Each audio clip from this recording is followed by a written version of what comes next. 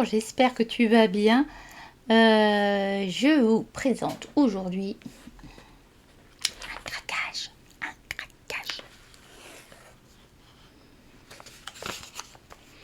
Je suis sûre que vous l'aurez reconnu. Allez, je vous montre ça. C'est obligatoire que vous l'ayez reconnu. Il s'agit effectivement d'un colis de Mystic Art Mirrors que je tenais. Alors je l'ai ouvert pour vous exprès avant Noël pour vous le montrer puisqu'il est toujours en réduction sur sa boutique Etsy. Voilà, n'importe quoi. Donc vous l'avez ici. Ici, Goodness. Donc moi je l'ai payé moins cher parce que c'était les promotions d'une journée. Donc je suis tombée dessus quand il fallait. Mais vous l'avez encore à moins 35% là en version PDF. Donc c'est hyper intéressant. Voilà, c'est pour ça que je vous fais cette vidéo tout de suite là maintenant tout de suite. Allez, je vais me remettre la caméra devant la tête. Parce que figurez-vous que j'ai déjà filmé mais qu'il n'y avait pas le son. C'était dommage.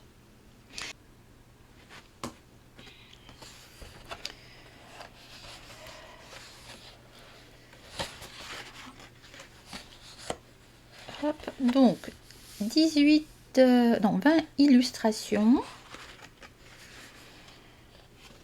Donc là, elle nous dit merci, bienvenue dans le monde fascinant des déesses, des créatures, avec des parties sombres, des parties bienfaisantes. Elle nous souhaite un bon coloriage et qu'on laisse notre créativité. Je vais passer, ça fait 4 fois que je tourne la vidéo. Donc voilà. Je détaillerai lorsque je colorierai. Donc, Gaïa, on la connaît tous, c'est la déesse de la terre. Frigga, déesse du mariage dans la mythologie grecque, mais aussi de la maternité. Regardez, elle a sa main sur le ventre. Déméter, déesse de l'agriculture et de la fertilité. Bastet, déesse de la protection, de la fertilité, de la musique et des chats. Amandine, c'est pour toi. Green Tara, chez les Bouddhas et les Tibétains, comme c'est la grande protectrice de l'humain et des animaux. Elles sont toutes plus belles les unes que les autres. Perséphone, déesse de la mort, de l'enfer, mais aussi du printemps et de la fertilité. Ne cherchez pas à comprendre, ce sont les Grecs. Très joli. Héra, princesse du mariage, de la femme et de la famille. Et elle protège les femmes enceintes. Très très joli. Diana, déesse de la chasse, de la lune, de la naissance, et elle protège les femmes et les filles. Athéna, déesse de la stratégie, des batailles, enfin déesse de la guerre en gros, hein, des arts, de l'artisanat et du travail manuel. Et bien sûr, c'est elle la gardienne d'Athènes en Grèce. Kali, déesse indienne de la mort, de la destruction, mais aussi du renouveau, et représente l'ambivalence entre l'os et... Elle est représentée souvent avec plusieurs bras. On la voit souvent en bleu ou en noir avec une langue fourchue. Et son troisième œil.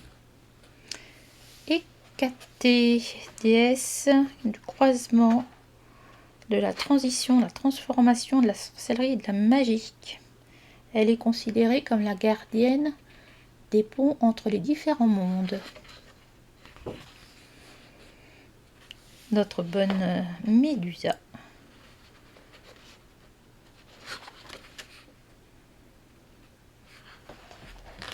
Hell, comme hell en anglais, enfer. Je viens de tilter. Déesse de la mort, et c'est elle qui indique le règlement, les règles à suivre en enfer. Elle fait partie des géants. Luna, déesse de la lune. Le renouveau, je crois qu'elle doit être dans la féminité aussi, hein, forcément, la lune.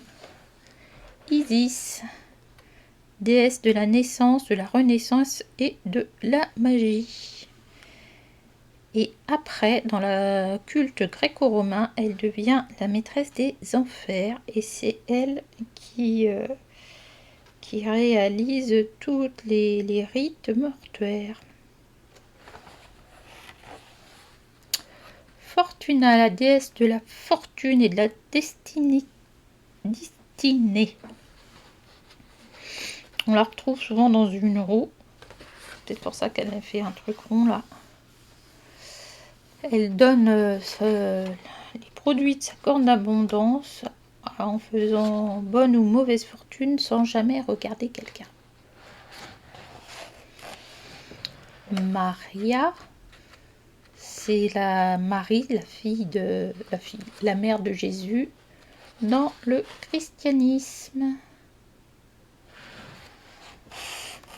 Freya, déesse nordique de l'amour et du mariage.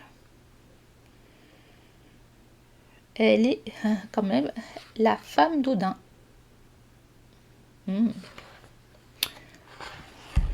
Qu'est-ce que c'est joli. Brigitte, patronne de la santé, de la vérité, de la poésie et des arts.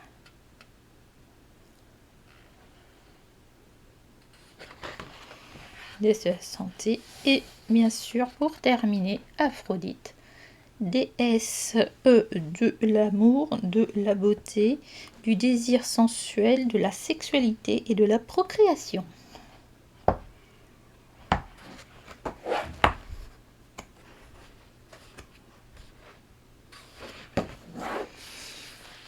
Elles sont toutes plus belles les unes que les. J'espère que ça vous aura plu. Je vous dis à bientôt dans une prochaine vidéo.